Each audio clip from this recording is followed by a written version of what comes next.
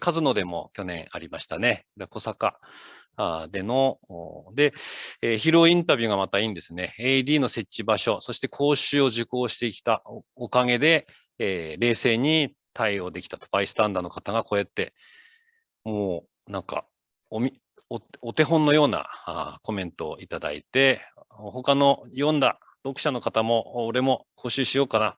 俺もバイスタンダーだったら何とかできるんじゃないかなと思ったんじゃないかなと。